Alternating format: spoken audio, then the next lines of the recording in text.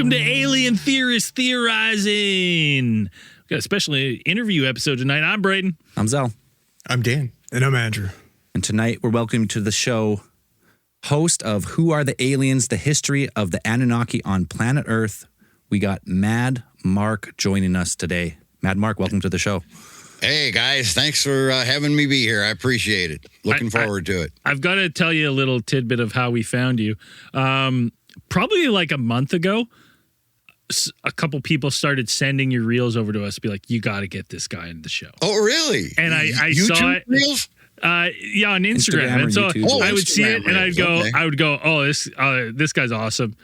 And so I'd watch it. And then, I saw you. I was like, looked at your Instagram, impressive following. You're doing some good work there. And I was like, oh, you know what? We'll reach out. I'll reach out eventually. And then a couple more people the last couple of weeks sent one. And then one of our longtime listeners who always talks shit. He's always shit disturber. Shit Complete disturber. Another shit disturber. I like the one guy. I like the mongoose hat there. That's awesome. That is really cool. Thank you. I need a hat like that. Absolutely. But he sent it to us, and I was like, you know what? I'm going to reach out today. And I reached out, and you got back to me within like an hour. I was like, oh, man. I was like, that was one of the easier guest books of all time. Yeah. Well, hey, if you think I'm doing good on Instagram, you ought to see my Facebook. We're almost up to 100,000 on there. Whoa. What's the secret? Yeah, it's just kicking ass. Teach us. And I got a new show coming out. I post a new show every 2 weeks. It's not a weekly. There's no way I can, by myself, do a weekly show.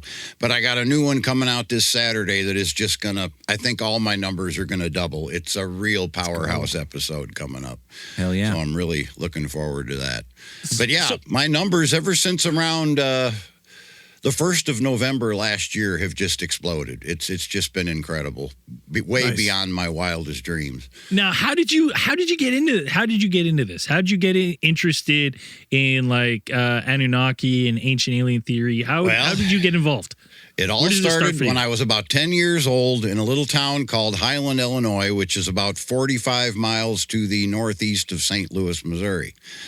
We were sitting down to dinner one night. As I said, I was about 10. My brother was 6 and my sister was 2, I guess, at that time. And we heard this weird noise outside. And it was kind of like a siren, but not exactly, kind of a whirring siren noise. My parents assumed it was a ambulance or a police car.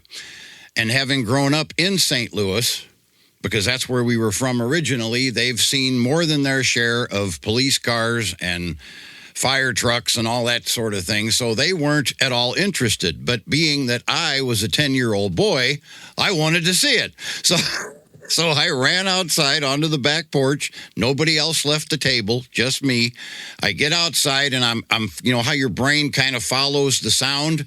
So I get out there and I'm like, and here we had this big tree in the backyard that separated our property from the next door neighbors. And right above this big tree, just sitting there, was this UFO. Now, when I was a kid, I was a very weak kid. I was not very strong. I could not have done it then. But if I was in that same situation now, I was so close, I could have easily thrown a rock and hit it. That's how close I was to this. Wow. I got a real up close and personal look at this craft. And I know what I saw. Okay. And back then in the 60s, it was, swamp gas. Venus, the planet. China Lantern. Kiss my ass. I know what I saw. It wasn't swamp gas and it wasn't the planet. This was a craft with the lights and it just hovering above this tree. And it stayed there for maybe 7 seconds. And then it was like when it went away, it made a ripple in the atmosphere. So you could see which direction it went, but it was gone. I mean, it was just like, and it was just gone. Now, there's no way that we had craft that could do that kind of stuff in 1969. I'm sorry. We still don't. No, I know what I saw. Yeah. And that got me going on all of it. And then once we moved up to Minnesota in 72, that was right around the time that, Eric Von Daniken came out with the Chariots of the Gods films. And I went by myself. All my friends thought I was a lunatic. We have no interest in that. So I went by myself, saw those movies, and it just changed my life. You know, I'd always been the type, I was raised a Christian. We Bible school every Sunday, all this. But I was always the type, I was from Missouri. You have to show me. Don't just tell me something and expect me to believe it. I need proof. Yeah. And I was the kind of kid in Sunday school that would always be asking the questions. Well, why is God one time he's all pissed off, and the next time he's lovey-dovey, and then one time he says this, and the next time he changes his mind and said that, and the only response I ever got was, the Lord works in strange ways. You just have to believe. And as a little kid, I'm thinking, bullshit. Something's wrong with this story, okay? So when I discovered the whole thing in the 80s with Zecharia Sitchin and the Anunnaki, that just changed my life, because every question I ever had about why the Torah or the first 6 books of the Old Testament make absolutely no sense the way they're written. Once I discovered what was really going on and read the original stories in the Sumerian texts from thousands of years earlier, told the correct way, it all falls in place and it all makes sense. So from that point on, I was hooked, and that was it. Boom. I mean, because the Anunnaki are must have been one of our first case files, like maybe 20 in or something. We got onto the Anunnaki. We're talking about Nibiru, and they come. So we're familiar with all the names, but the actual like history, because this was last week preparing for the talk with you, I was listening to Anunnaki Connection and all these other Anunnaki shows, and it is so much deeper, like the lore. It's immensely deep. Yeah, there's no way you can even cover it. If you had a show that lasted 6 hours, you couldn't cover the whole thing. Because it's like Zecharia Sitchin's work covers like 7 books, 12. I think that he's 12 like books. 12 books, 12 of his, and then he has a few more after that where he basically rehashes everything from the 12 books. So yeah, I mean, I can keep my show going. Last year was year 1 for my program. Before that, as I mentioned before we went on the air, I was doing a comedy show with toys and stuff called Mad Mark and Maynard Show. But anyway, this show I've been doing for a year now, and last year I only covered 2 of his books, which means I could keep this going for at least another 6 years. So. Well, yeah, and it's a huge topic, and not only that, it's like it's. I mean, you can kind of get personal and anecdotal with a lot of it too, and like tie into current events and well, right, and I do that, and I also do, as I said before we went on the air, I also have shows where I deal with raising your consciousness, because that's something that I'm very into. For the last 6 years, I've been on that path, and we do shows on. I got a show coming up on Saturday here now, a brand new episode where we delve into why are humans so into all of their ridiculous labels. I mean, it is just absolutely ridiculous how many labels we like to pile on ourselves throughout our lives. And that whole show is going to look into that whole thing. So now, for people who are not familiar with the Anunnaki, I know it's such a broad subject, but let's go like a quick backstory of the Anunnaki through your findings reading Zecharia Sitchin, because we've talked about it, but we're dummies. We really don't know anything. Well, you know, I don't call yourself dummies. Okay, there is so much, as you said. I would like to use the R word, but I'll refrain. Incredibly huge. I mean, every aspect. They're still here. Every aspect of our lives. They've touched in some way or another. Our government, everything. I mean, people always talk about, the president and Congress and everything. They're not the ones really running the show. There's a shadow government behind the scenes that's really running everything. Yeah, you're absolutely right. And they're called the Anunnaki. They have been running this planet since day one. They created us. They never left. They've been running the show the whole damn time. It's really fascinating when you really delve into it. So let's start with that then, because that's all what it is. The humans, we don't fit the evolution timeline. We seem to pop out of nowhere. And the theory about the Anunnaki, the ancient astronaut, they came here from their 450,000 years ago. Right, their planet was Nibiru. For whatever reason, their atmosphere was poisoned or failing. No, it was deteriorating. They are extremely warrior species. Okay, they fight amongst each other all the time. That's just the way they are. They're very similar to humans, in fact, looks and everything else, but they also have differences. And one of them is, well, of course, humans are rather warrior-like too, but these guys take it to the ninth or the next level. I mean, they just constantly fight. Well, they had a lot of nuclear battles on their planet, and because of that, they started their atmosphere began to deteriorate. And they could, that was going to be the end of their species if they didn't do something to fix it.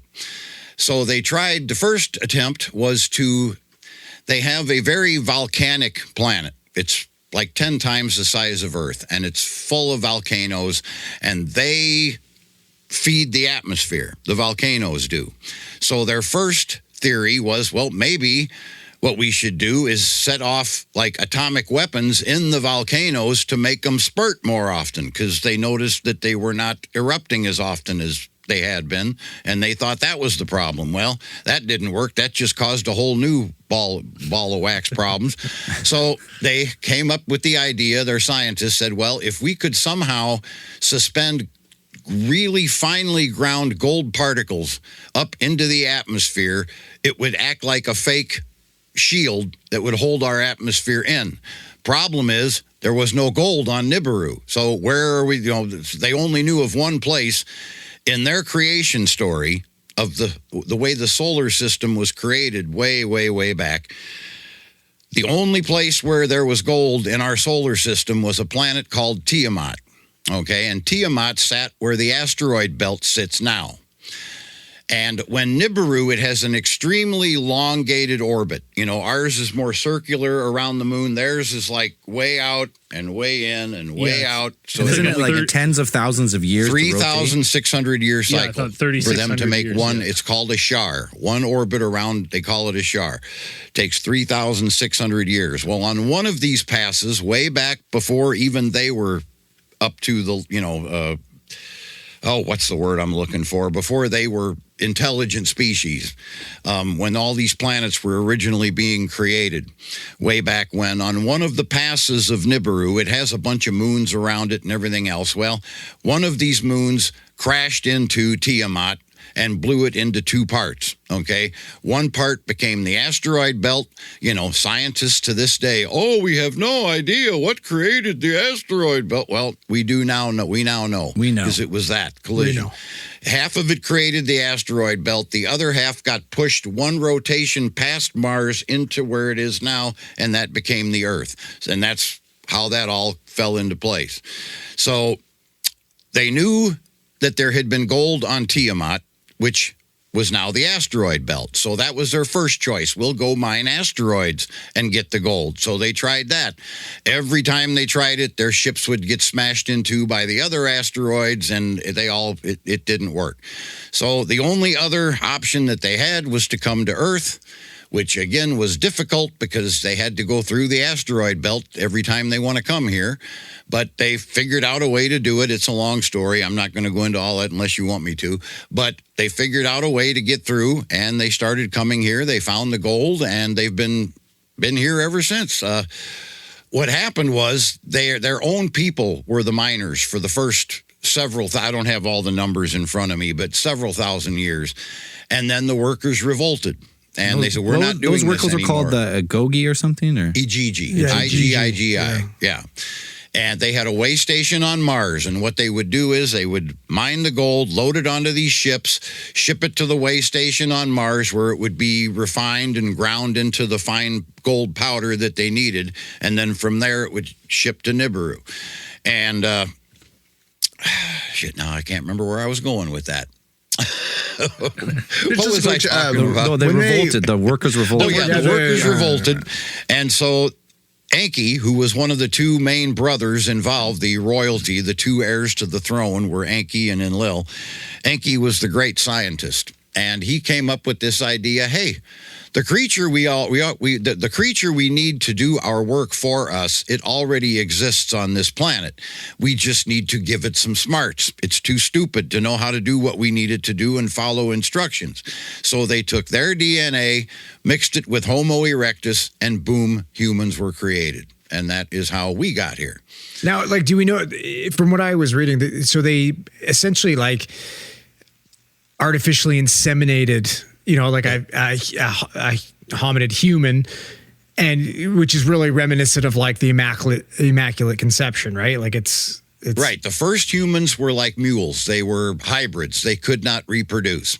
So every time they needed a new human, they had to bring in an Anunnaki birth mother and take their mixture that he came up with, the genetic code, and impregnate the Anunnaki female, and then she'd have to, and it just got to be a massive pain in the ass. And that ended up leading to the story in the Bible, which is completely wrong, but what actually happened at the Garden of Eden, which was the Eden, EDIN facility. It was a human research and development laboratory, and that is where they started making humans who could reproduce. What happened was, Enlil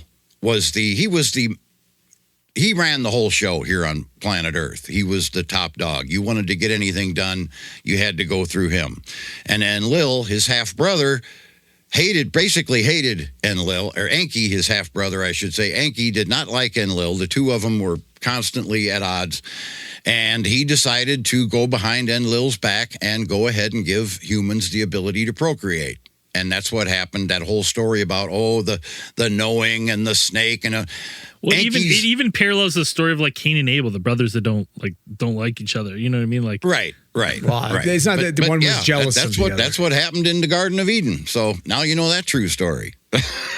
So they take Homo erectus, mix their Anunnaki DNA, Homo sapiens pop out. Yep. So Neanderthals and all the other hominids were here, but they chose. Those were all failed. No, those were all failed attempts. Okay.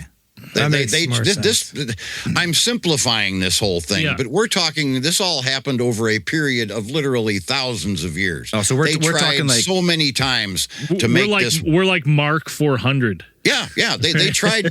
I don't know how many times to get it right. So all the other hominids then are like an offshoot, failed experiments of a pre-hominid, like pretty much an ape then. Which also includes until they got it right. When they finally got the right person that they wanted, that was the Adamu, which is where Adam comes from. Yeah. In the perfect human was the Adamu. I can't be the only person that's thought that us as a species, we live in our houses, we have all this infrastructure and stuff, but it's like you drop me in the woods naked, I'm dead. You're toast. You know what I mean? Absolutely. I don't really survive anywhere. My skin's brittle. If I'm walking, I'm getting cut. I'm prone to infection if I'm getting cut. Yes, I'm resilient, but it feels like that there is no real safe space on Earth where you can just be free and naked. Ask yourself this. Why are so many of us, including myself, so allergic to all these plants and things on our own freaking planet? It makes no sense. That should never have happened. The reason we have crap like that is because of the Anunnaki DNA. You would not believe the problems that they had coming here. I mean, for one thing, they couldn't get used to the short days and nights. That just threw them for a loop. They couldn't deal with that. Oh, my God, the days are so damn short on this planet. It's day and then it's night, then it's day and then it's night. They couldn't deal with that. But that was just the beginning of it. We had different animals here than they had. We had different plant life here than they had. We had so many different things that it took them forever to get used to. Well, that was that was a question I had too. Okay, I'll go first, Andrew. My question was, so if they could live on Earth, that means Nibiru must have been a similar makeup. Oh, yeah. Oxygen and carbon. Well, you see, again, it all goes back to that collision when Tiamat got slammed into. Right. And half of it became the asteroid belt and the other half became Earth. At that same time, a lot of Earth's and their own planets, you can imagine a collision this size. There was a lot of shit going on in space at that time when that happened. DNA got swapped. So in other words, the Anunnaki are several thousand, I don't know if it's 400,000 or 500,000 years ahead of us, time-wise, as beings created. But, oh shit, now I forgot where I was going with that. How we're so similar, how they could live here. Oh, right. Yeah. We are cousins. They're way ahead of us, but we're cousins. The DNA is basically the same on both. Like I said, there's different plants and animals and things like that, but the DNA structure of the things on their planet is extremely close to ours, which is why Enki knew he could make this work when he was trying to create humans. He said, this is not going to be that big a deal because their structure is basically us 5,000 years ago. Well, and to that argument, if people are like, well, that doesn't make, different planets, it's like, well, we look at, like now, before it seemed rare that there'd be an Earth-like planet out there, and now we're finding planets in the Goldilocks zone everywhere. Absolutely. Everywhere. Absolutely. So we're like, and now it's just narrowing down like what could possibly work. So if you had like an advanced race that had already done that, they're like, yeah, there's also one here that would work for us. Like, if it's all the same if kind we of didn't building have block. laws to prevent it, we could create people. We could create all kinds they're of doing weird it in things. China. But there's laws against it. I just seen Jim Carrey look nothing like Jim Carrey. So that's true. Yeah. No, and then just to in there now, did the Anunnaki, because you obviously made it clear that they had access to higher genetic manipulation technology and things like this. Did they have some kind of aversion to AI or something like that? Was there a reason? Yeah, there was. They were afraid of it. They said if we create a AI that reaches a certain level of intelligence, it could backfire and take us over. So they said that is a last resort. They did have robots, but not very many. They did not like to really do a lot of stuff with robots because they didn't trust them. Is that eventually they could get powerful enough and say, we don't need you anymore, Like, did they have their own? Did they have their own movies. worker? Did they have like a caste system or a class system? Because you said they had workers, like they were doing the work before. Well, you had there was a king of Nibiru. His name is well, there were several kings, but the one that we're talking about was Anu. He had two sons, Enki and Enlil. Those are the two who came down here to Earth. So you have your royal family, just like any country that has a king and a queen and all that. You have your royal family, and then the next class down and the next class down. And, well, these were the working class that they brought here to do the mining. It's so weird to think that kings on Earth might be just people trying to recreate. I got news for you. Every king that's ever been, going back as far as you want, they were all put in place by the Anunnaki. They are hereditarily their descendants. You see, the Anunnaki are not only warrior people, but they're extremely horny. I don't know if you're aware of that or not. They will screw pretty much anything that moves. I think that's proven with Prince Philip. and that was what the whole Great Flood deal was about. You read it in the Bible and it makes no sense. Why would God destroy? I mean, none of it makes any sense at all. But what happened was Nephilim, right? Well, I'll get to that. That's a biblical term. I don't even. That's not even in the Sumerian text. But what happened was, crap. Now I lost my train of thought again. What Great were Flood. we talking We're about? talking about Great Flood. Oh yes, the Great Flood.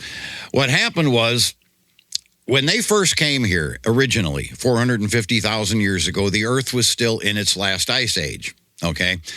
So it was ice at one end, ice at the bottom, top, and then in the middle was the only area where there was land and water and, whatever. And, crap. Lost my train of thought again. You're talking Great Flood. Great Flood, you were explaining right. Okay. So what happened was over the thousands of years that they were here, the ice caps and all that began melting. Okay. And all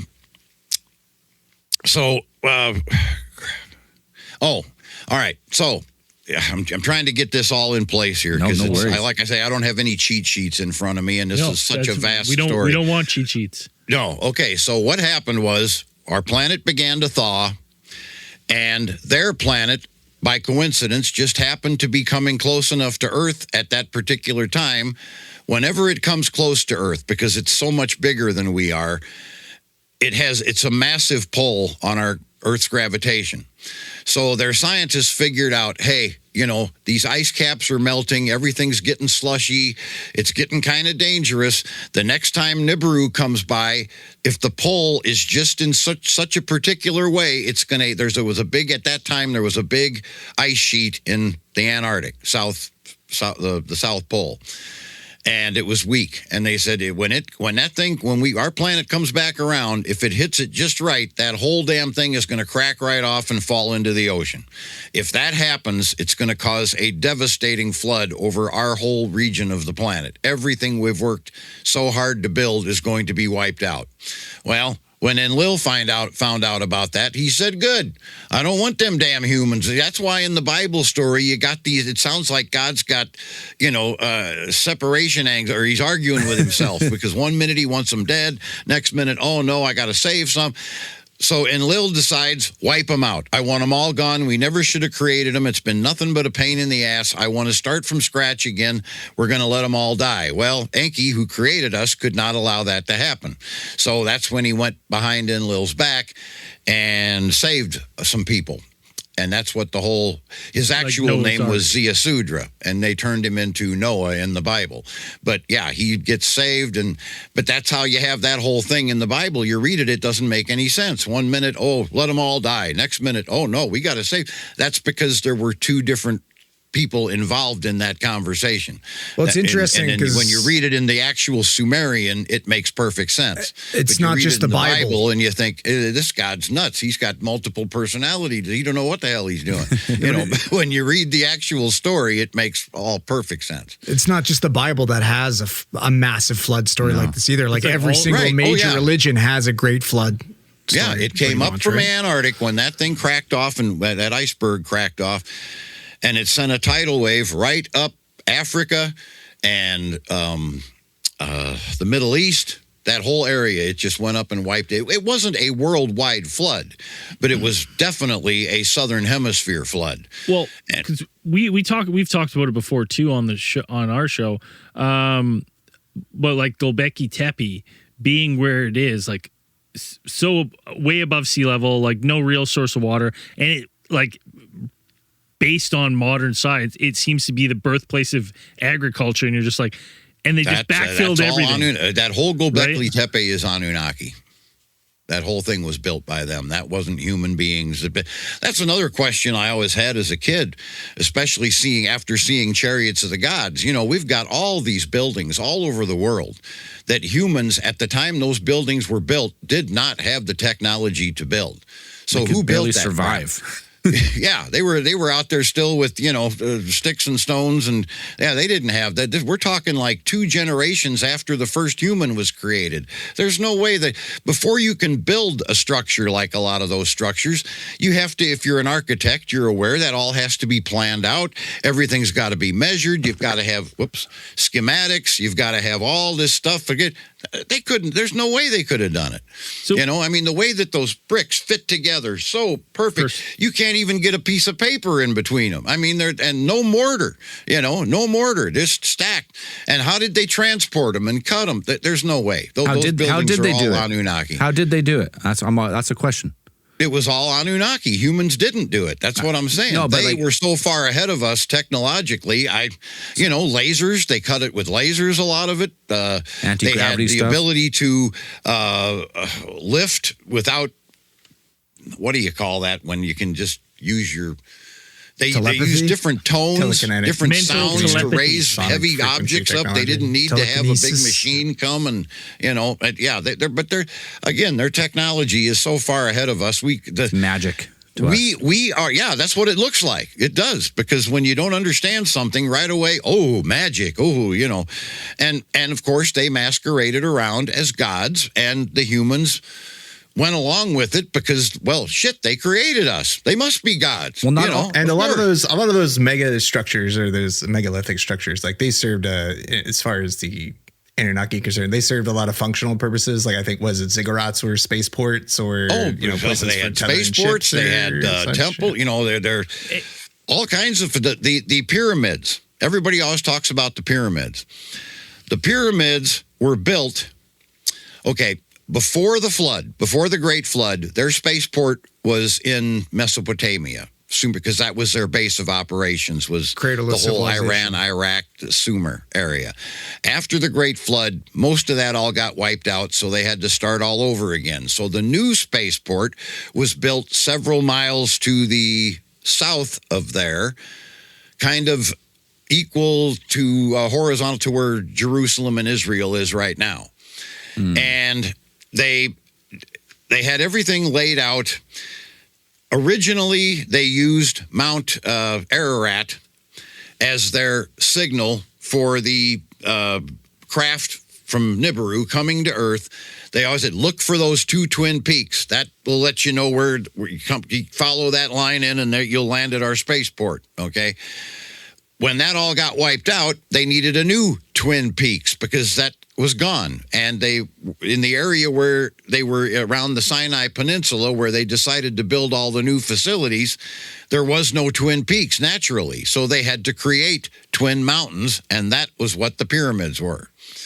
And they also, as long as they were going to have to build these two fake mountains, they decided to put different things inside of them for guidance, you know, lights and lasers flashing, you know, like the guy that stands out on the runway and does this crap. You know, they built lights into the thing so that it could the ships could see it and find the landing strip and, you know, guidance. What I don't know all this airplane lingo, but yeah, you know, whatever you need, that's what the pyramid was. It wasn't a tomb. It wasn't. I always thought that pyramids were like Anunnaki built these pyramids or some type of like power device. That's why in my mind, that's what I always thought. A lot of people thought that too. And you know, if you're going to take the time to build something that massive, they probably did give it more than one job.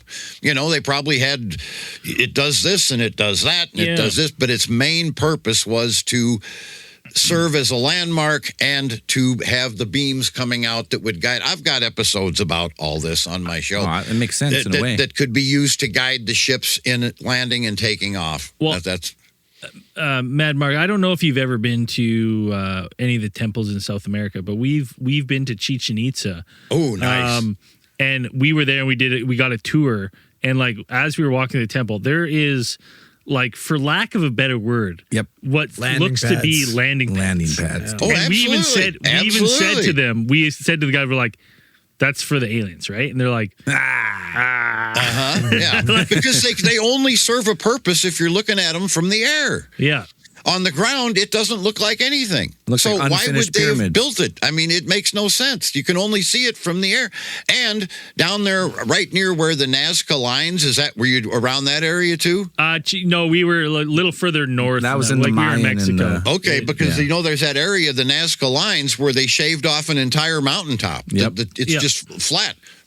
Humans couldn't have done that. That you need extensive equipment to do make a pull a move we did like that with just a rock pickaxe. Yeah, and a sure. fucking Yeah, they were out there with stone tools. Come on. Yeah. Tell me, I got a entire bridge for mountaintop. sale. And level. building giant glyphs that can only be appreciated from above. No big deal. Right. I'm telling you, the deeper you go into this, it's just, there's just no way this is not It does. true. It does really, like, when you look into this topic and you look into like the ancient astronaut theory and Anunnaki, it feels like something's there. Like, it truly, you feel like a gut feeling. You're like, I feel like there's a grain of truth here that is leading me to something. You know, I love that show, Ancient Aliens. But one thing that always aggravated me about and I have the utmost respect for all those guys, Giorgio We don't. and We all don't. of them. Hold on. Giorgio pickpocketed our friend there, Andrew. Stole his wallet. Yeah, he stole a wallet. Yeah. Really? Yeah, at Alien Con. We met him. Allegedly. Wow. We're not 100% sure, but we are. But we took a picture with him, and then his wallet was gone. So I don't know what happened. Wow. How? What are you supposed to think, right? Yeah, I suppose. Hey, Anunnaki might have zapped it away on you. That, you know, maybe there's a reason he stole it, because you're actually supposed to pay $50 for a picture with him. And Oh, we did. Is that really what he does? Yeah. $50? Yeah. Oh, yeah. Yeah. it might have been more, actually. Wow. Okay. Well, anyway, I either love way, that show. it's a great show. But one thing that always bothered me, and it's this way on every episode, these guys know what's going on. Giorgio, all of them that were on that show, they all know the Anunnaki truth. But they also knew if they ever come out and said that on one of their shows, you just explain the whole why keep going with the shows. You don't need them anymore. You know the answer. You know, every show they did, it was always like, well, we're not 100% sure. We think there's a connection here to aliens, but That's TV, we don't baby. know. That's Because if TV, they had baby. ever come out and said, it's all Anunnaki crap, that would have been the end of the show. We just figured it out. We're done.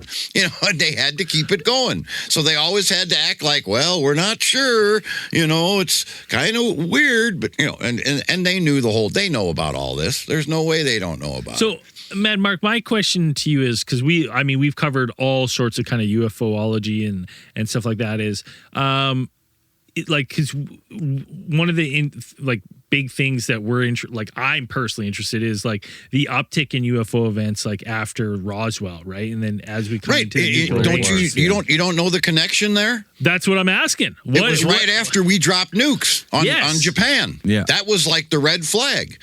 Because see, way back when, they brought their nukes here to Earth, and they nuked Sodom and Gomorrah. That's what that whole thing was about. And it was right after that event that they said, all right, you know what?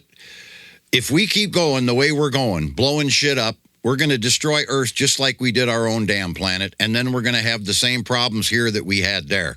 We've got to pull back. And that's when they receded into the shadows, and Marduk took over the planet, basically, and became the one true God that you read about in the Bible. That's all Marduk, who was the son of Enki.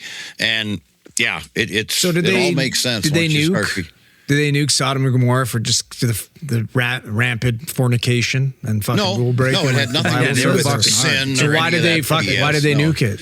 They nuked it because it was Marduk's base of operations, and all the other Anunnaki, even Marduk's own family, were against him. He was a super narcissist. Shit. He was kind of like a Hitler type guy. You do everything my way.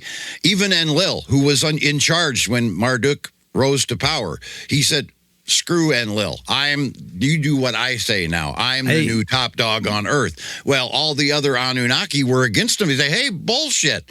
We all have our little areas here that we govern and we rule.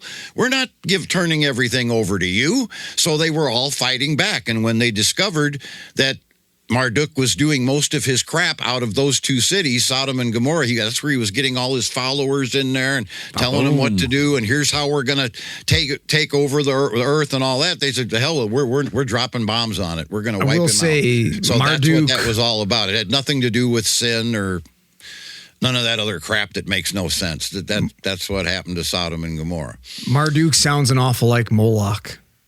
Who? Moloch. I don't know. We all know is pulling the strings. Moloch, is that the fucking owl god? No, that's the fucking bull. We're learning all about him now with all the files. Oh, the Moloch. Moloch. Yeah. That's who that's like a different pantheon of gods, though, right? Yeah. Well, I don't know. Marduk and Moloch sounds pretty fucking similar. Gods is the Anunnaki. It's based on the Anunnaki. By different names on different parts of the world. It's all them. So like the Greek pantheon. Zeus was Enlil. Yeah, right. It's all the same. Amun-Ra is Marduk, going by a different name. You know, wherever they went by different names, but it's the same 12 people over and over and over and over again. So, everywhere you look at every pantheon, no matter where it is, it's always 12 people. It's the same 12 people everywhere you go. So, Enlil, Mark, Enki, Marduk, on and on and on. What's your thoughts on, we've done tons of case files and talked about events around UFOs kind of disrupting nuclear facilities, whether it be Malmstrom in the United States or Russians talking about their kind of nuclear facilities being interfered with. Is this kind of like the Anunnaki being like, you can't fire nukes? Like, we're not allowing you to kind of do this? That's exactly what it is. Don't fuck around with nuclear weapons. That's what they're saying. We have the power anytime we want to come down and shut them all off. So they're totally worthless. Quit messing around with them. You know, you'll never see another nuclear weapon set off on this planet. And I mean, you'll never see it because they will not allow that to happen. We've theorized that about, is that like, because, you know, there's been various presidential meetings with aliens and stuff like that. Eisenhower. Yeah, Eisenhower. And basically we've kind of theorized that like they've been told like no nukes and you can't. So it's like all this like posturing is like no one's firing nukes. Why do you think I don't watch the news anymore? Yeah. We just attacked so kiss my who gives because my thing is it's all bullshit. It's a great big theatrical production. 100%. Because I feel like and you know why they do it? Just fire one. Do you know why they do all that crap? Because what do you do when you watch a show like that? When you turn on the news and see that kind of crap, what's the first reaction? Get them. Anger, fear. What is anger and fear? Two extremely low vibrationary 100% vibration. You are lowering your vibration every time you get angry, every time you get fearful. They want us to be kept at a low vibration because when I'm angry, you are I at a vibrate low pretty vibration, you're not realizing your true divine God power. So that is why every time you turn on a show, it's just keeping you down. I'm done. I don't watch the news. I don't watch anything that's depressing or that keeps me down because I want my vibration up as high as I can have it 24 hours. You just want to watch Alien Earth for the horror aspect. It's so good. Because you can learn from that. You can learn from I that love educational shows where you can learn something. Okay, I had a quick question about the nukes. So if the Anunnaki had nukes on their planet, they had nukes here. They set off a couple. What was there like a rogue Anunnaki who taught humanity about the nuke, like Oppenheimer and that crew, or like how did we get the nuke and then how did we drop it before they intervened? Did we find one? Did we find one? Did we reverse engineer a nuke? No, I doubt it. I really do. I think we just figured it out. We're not stupid, a stupid species. We can learn and figure. I think that we do carry their DNA. I think they always knew that we would eventually get to that point. So that's why another reason why they never totally left the planet, because they still need gold. This is an ongoing thing for Nibiru. It's never going to be patched. It needs constant replenishing the gold. The last thing they can afford to do is have this planet get destroyed in a nuclear war. So did they just kind of like part the workout now to like you fucking Middle Eastern dudes hanging around 7-Eleven in their Honda Civic being, buddy, I need gold. What do you want? Yeah, just give me $20 per ounce of gold, buddy. What do you want? Anyone in the parking lot for cash for gold's Anunnaki. Cash for gold, buddy. Number one good deal. Ask yourself this. Why, I believe it was the 70s, did the United States go off of the gold standard? That's a good question. Where do you really think that gold is still sitting there in Fort Knox? I got news for you. That shit is long gone. It's on Nibiru. Is there any gold left? It's all been ground down to monoatomic gold, isn't that the whole thing? They don't advertise it. This is all below the belt, or lower, sneaky shit. But yeah, they still need it, and they're still taking it. And we're not powerful enough to stop them. That's why they created Bitcoin. This is digital gold. See, anything to get us away from the gold. Yeah, this is actually like having this conversation has actually kind of sparked something in me. I'm like, okay. Because I'm glad we've talked about this.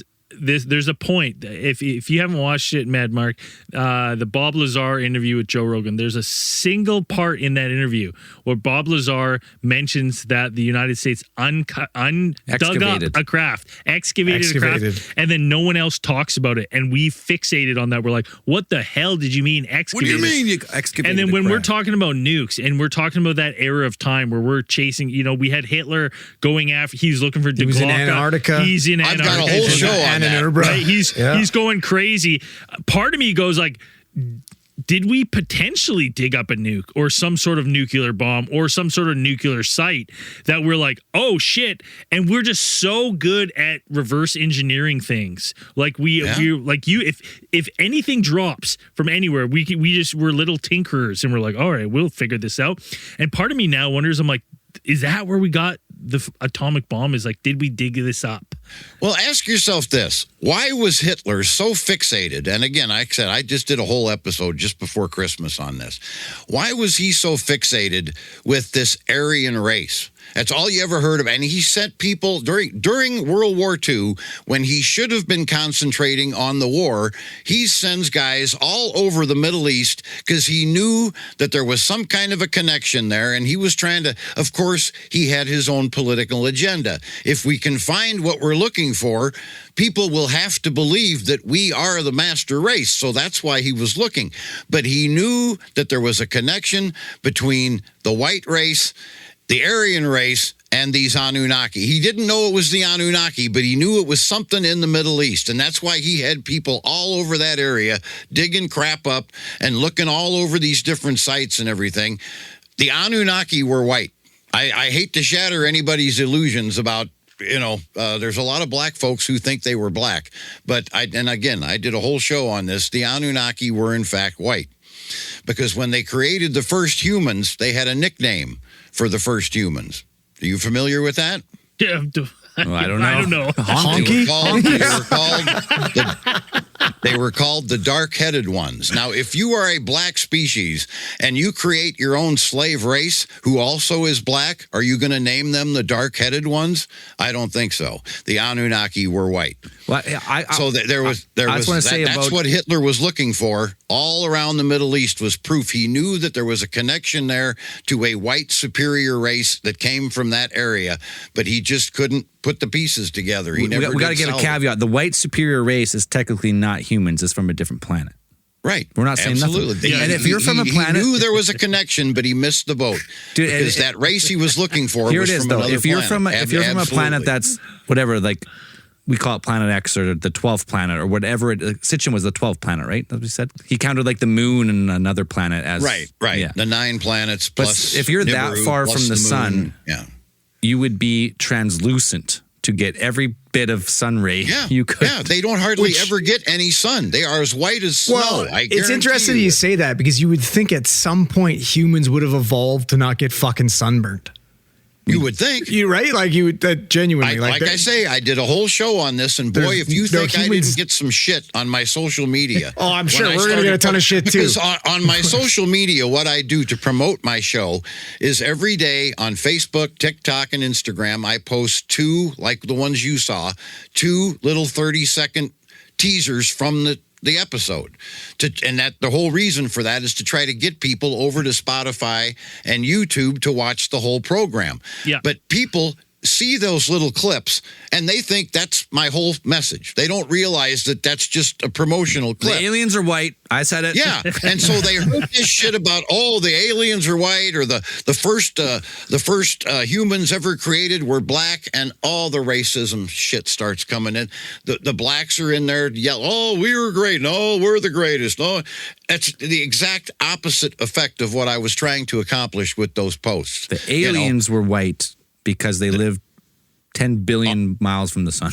Yeah, absolutely. There's no way that they were. Sure, scientifically speaking, white. You would have translucent skin if you were that. If we had the same like genetics and anatomy as that Anunnaki, they would be translucent because they'd be getting no vitamin D. Well, they do get a little bit of sun because their planet does go around the sun, but it's for such a short amount of time that it's really the rays would be so weak at that distance that you're getting almost zero energy from the sun.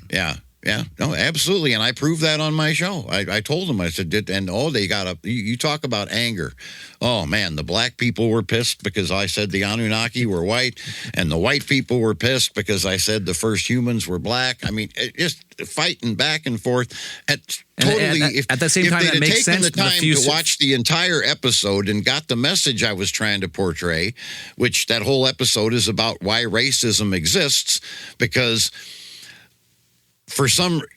at some point in time, right around the 1400s, was when the white people began to, for some reason, think that they were superior to not all of them, but some of them began to think they were somehow superior to the blacks and other races. And I suggest that the reason for that, and there's a term for it, which I don't have right in front of me here, you have to watch the show, but I lay it all out.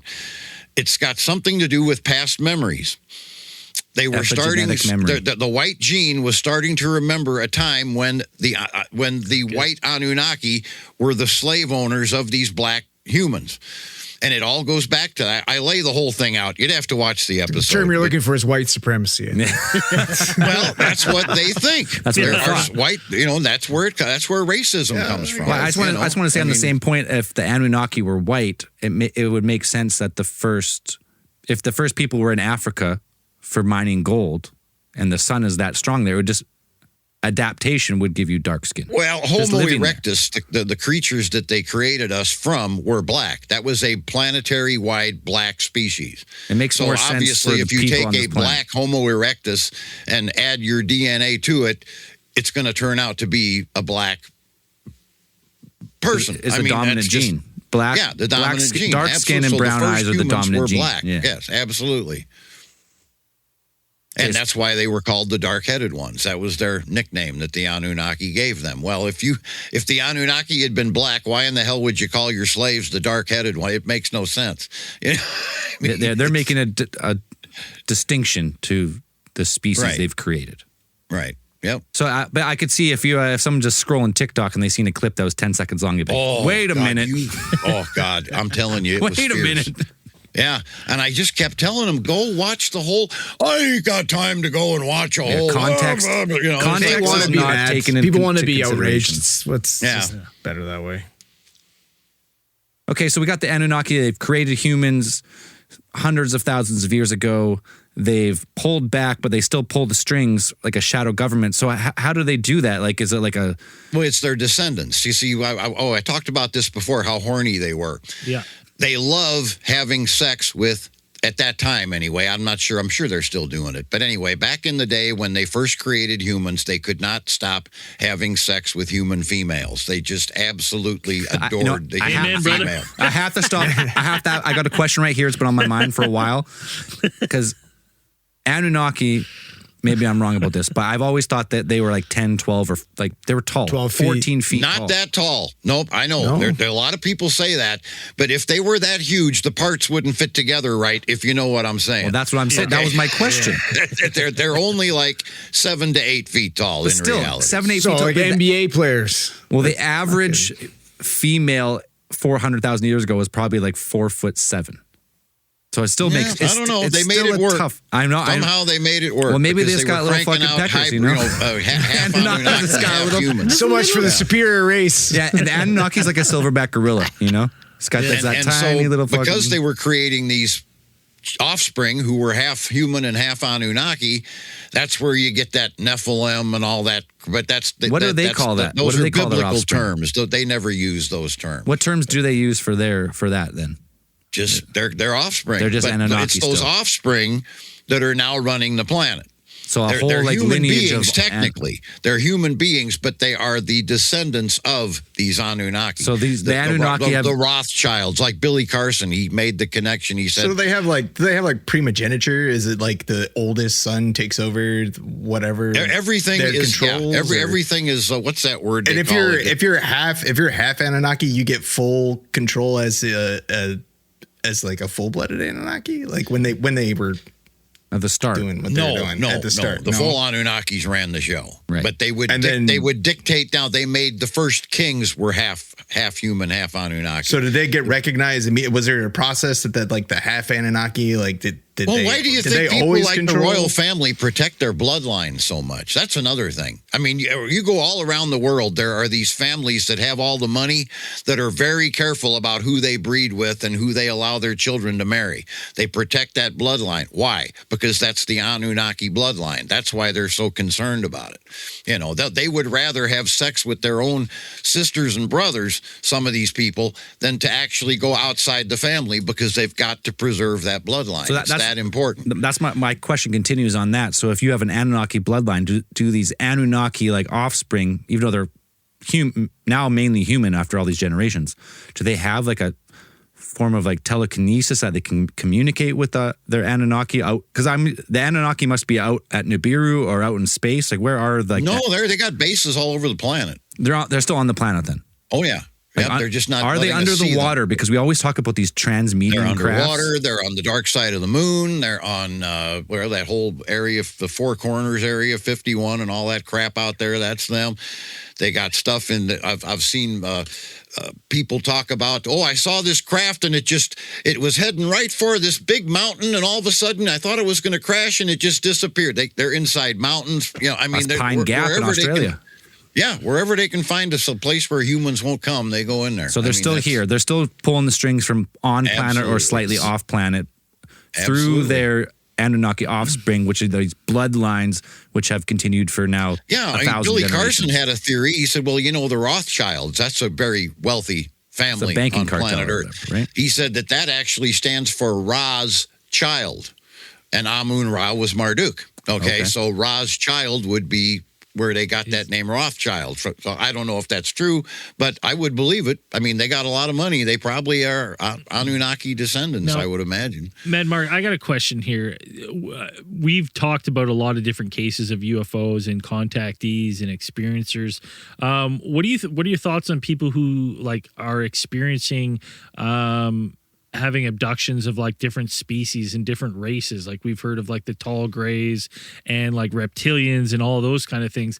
How does that fit into the Anunnaki theory? Okay. Except for the ancient Sumerian texts, which is where I get all of my information from, and hearsay, of course, people will talk. We love a little everybody's got a freaking story. Oh, you know, that's why I always tell people, don't even believe what I'm saying. Look this crap up for yourself, you know, because everybody's got a line, a story, something they're peddling. You know, if you don't believe what I'm saying, look it up. But getting back to what you were talking about there, what was the question again? I'm sorry. Just what do you think? What do you think about the like different experiencers seeing like reptilians? Except for the ancient Sumerian texts, there is no documented proof of any draconians, none of this others. There's no. It's not written down anywhere that these people exist, and I have to believe that if they did exist, the Anunnaki would have known about them and written about them. So it would have been in those texts, and there is nothing in those texts about any of these other races coming here from anywhere else. No mention about the Pleiades, none of this.